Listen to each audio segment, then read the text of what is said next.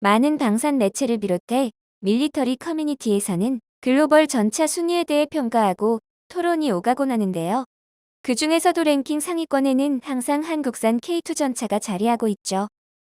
전차 생산 후발주자인 반면 다양한 첨단 기술 적용과 우월한 스펙으로 한국이 세계 주요 전차들을 앞서고 있는 현재 밑도 끝도 없이 한국의 K2 전차를 깎아내리는 발언을 한 나라가 있습니다. 바로 일본인데요. 해외 커뮤니티에서는 일본의 10식 전차는 물장갑이라는 조롱을 자주 듣는데 실제로 레오파르트2 같은 전차들과는 체급 자체가 달라 상대적으로 떨어진다는 게 기정사실화되고 있습니다.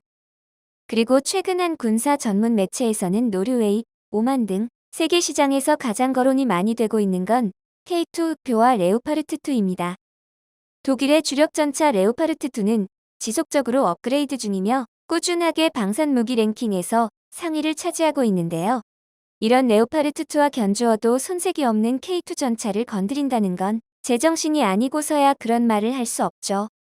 오늘은 개념을 상실한 일본의 망언으로 오히려 능력을 검증받으며 하늘로 치솟고 있는 한국의 위상과 이와는 반대로 자신들의 능력을 과시하려다 망신만 당한 일본의 이야기를 자세히 살펴보도록 하겠습니다.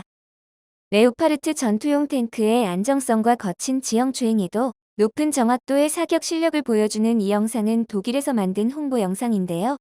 초반 탱크가 목표물을 정확하게 명중시키며 후진하여 되돌아가는 장면을 보자니 등골이 오싹해집니다.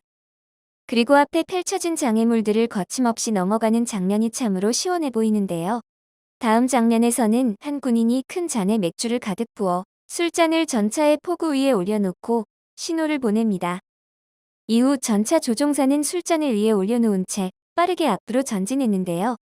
지형이 평평하지 않았음에도 불구하고 전차 위의 술잔은 그대로 고정된 채 한 방울도 흘리지 않았습니다.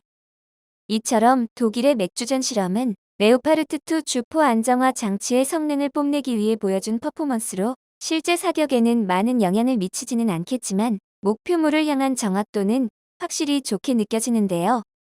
우리나라 K2 흑표 전차도 기동 시 안정적이고 정밀한 포탄 사격 능력을 보유하고 있는 만큼 현 시대 만들어지고 있는 전차라면 기본적으로 가져야 될 기능이죠. 최근에는 한국형 엔진을 장착한 K2 흑표 전차가 첫 실제 사격에 성공하며 한국군 전차 역사를 새롭게 쓰고 있습니다. 하지만 이 사실을 애써 부정하고 싶었던지 갑자기 일본은 한국을 도발하기 시작했는데요. K2 흑표 전차가 주포 안정화 장치의 성능 미달이라는 헛소리를 해대기 시작한 거죠. 이어 자신의 10식 전차는 레오파르트2를 넘어선 강한 전차의 능력을 가졌다고 이를 증명해 보이겠다며 사람들을 불러 모았습니다. 하지만 독일의 맥주전 실험을 바탕으로 기획한 자리에서 일본은 돌아올 수 없는 강을 건너고 말았는데요. 해당 영상을 보자면 10식 전차의 자동 추적 기능 시연과는 어울리지 않는 의상을 입은 여성이 샴페인 잔에 술을 채우고 있습니다. 맥주잔보다 무게중심이 높은 샴페인 잔을 선택한 일본은 무슨 자신감에 이 같은 선택을 했는지 도무지 이해가 가질 않는데요. 정말 10식 전차가 레오파르트2보다 낫다라는 생각이라도 했던 것일까요? 그런 오만한 생각은 일본 스스로 무덤을 판 꼴이 되었습니다. 이런 큰 행사를 진행하면서 사전 리허설이라도 해봤다면 이렇게까지 무리한 진행을 하지 않았을 텐데요. 곧이어 10식 전차는 시동을 걸기가 무섭게 샴페인 잔을 떨어뜨리며 행사에 참여한 일본 참모들을 당황시키고 말았습니다. 이 영상을 본 해외 누리꾼들도 열등한 낡은 전차, 뛰어난 일본 기술이라고 비아냥거리며 놀려대기 시작했는데요. 그도 그럴 것이 일본의 10식 전차는 타국의 전차와 비교하면 많이 떨어지는 기능들을 보유하고 있습니다. 타 전차에 비해 수송상의 문제 때문에 일본의 10식 전차는 폭이 엄청 좁습니다. 전차는 열차에 실어서 이동해야 하는 경우가 많은데 일본은 철로의 폭이 좁기 때문에 열차의 폭이 좁고 터널도 폭이 좁고 높이도 낮아 전차의 크기가 작아졌는데요. 현대전은 탱크전이라고 말할 수 있을 만큼 전차의 스펙들이 중요합니다. 르클레르의 경우에는 모듈 장갑 위에 공구 상자가 있고 K2 같은 경우는 포탑 측면에도 반응 장갑이 있습니다. 그리고 프랑스 르클레르 전차의 경우를 보면 포탑에 이렇게 잡동사니들을 넣어놓는 수납 공간으로 사용하고 있는데요. 일본 10식 전차와 다를 게 없어 보이지만 문제는 공구 상자 뒤에 폭발 반응 장갑과 비활성 반응 장갑이 연이어서 이중으로 설치되어 있는 것을 볼 수 있습니다. K2 전차의 경우도 포탑 전면, 측면 후면을 빈 둘러서 반응 장갑이 당연히 들어가 있고 상면에도 있습니다. 물론 공구 상자 외부에 반응 장갑을 또 붙이고 있죠. 하지만 십식 전차에서는 이와 같은 모습이 눈을 씻고 찾아봐도 보이지 않습니다. 그냥 철판 쪼가리이죠. 일본의 십식 전차는 외부에 부착하는 방식이라고 명확하게 공개하고 있기 때문에 저렇게 눈에 보이는 것 이외의 방어력의 증가는 없다고 보면 되는데요. 물론 기본 장갑 역시 당연히 복합 장갑으로 되어 있겠지만 문제는 이게 고작 43톤짜리 전차라는 겁니다. 십식 전차의 최대 중량 48톤이라는 건 증가 장갑을 최대로 부착했을 때라고 하는데 이게 어떻게 장착이 되는 건지 안에다 붙이는 건지 밖에다 붙이는 건지에 대한 정보가 전혀 없을 뿐더러 한 번도 공개한 적도 없습니다. 그리고 십식 전차에 4.6톤의 증갑 장갑을 붙이는 건 어떻게 봐도 정상적으로는 보이지 않아 보이는데요. 전반적으로는 좋은 전차로 보여질 순 있겠지만 이는 일본 내에서 자위대만 쓸 수 있도록 제작된 차량으로 한계 또한 명확해 보입니다. 이 중에서도 가장 큰 문제라고 한다면 아무래도 확장성을 들 수 있을 텐데요. 앞서 이야기했듯이 최신 전차의 트렌드인 모듈 장갑 구조로 더 좋은 게 나오면 그냥 있는 거 떼어내고 새 걸 가져다 붙이면 되는 구조입니다. 하지만 일단 작고 가볍기 때문에 더 튼튼하고 좋은 모듈이 개발된다고 해도 이걸 실제로 갖다 붙이는 건 또 다른 문제를 만들 여지가 큰 겁니다. 차폭부터가 3.14m로 T-72나 K1 전차의 3.59m, K2 전차의 3.6m에 비하면 한참 좁고 전차의 무게를 분산하는 보기륜도 5개밖에 없는데요.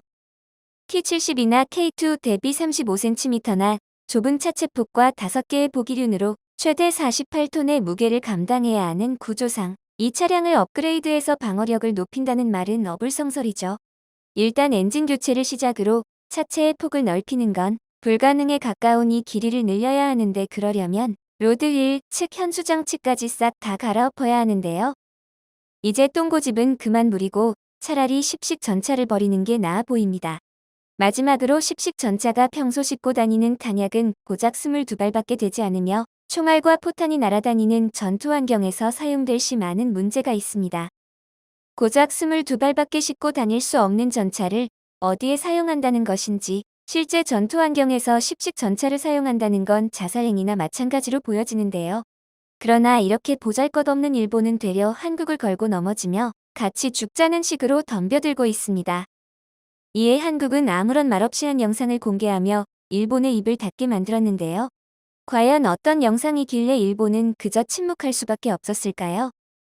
이 영상은 실제 국방TV에서 내보낸 K2 전차의 기동 및 실사격 훈련 영상입니다. 훈련 영상에서 단연 최고 장면으로 뽑히는 건 K2 전차의 점프샷인데요. 강력한 기동력과 화력을 자랑하며 적이 도발하면 언제든 심장부까지 반격한다는 강력한 메시지를 보여주고 있습니다. 이동하며 목표에 정확한 타격을 하는 모습이 일본과는 비교되는 주포 안정화 장치의 성능을 가지고 있어 보입니다. 그리고 K2 전차는 평지에서 시속 70km, 야지에서 시속 50km로 달리며 빠른 속도를 보여주고 있는데요. K2의 또 다른 장점은 우리나라의 지형을 고려해 물속에서 작전을 수행할 수 있도록 특별한 구조로 설계됐다는 점입니다. 강과 하천이 많은 우리나라에서 4m 정도의 수심을 건널 수 있다는 건 큰 장점이죠. 물 밖으로 나오자마자 물기가 마를 새 없이 바로 발포해도 정상 가동되는 모습에서 한국 전차의 놀라운 기술력을 느낄 수 있었는데요. K2 전차의 주포가 발사되는 모습을 초고속 카메라로 촬영한 영상은 실로 놀라울 따름이죠. 포탄이 나가면서 보이는 파장은 정말 위협적으로 느껴집니다. 투포는 현존하는 전차 중에 가장 긴 포신을 사용하기 때문에 K2 전차의 자랑거리입니다. 또 다른 흑표의 특징은 능동 방어 시스템을 갖추고 있다는 것인데요. 다가오는 미사일을 대응탄으로 요격하는 모습 또한 장관을 이룹니다.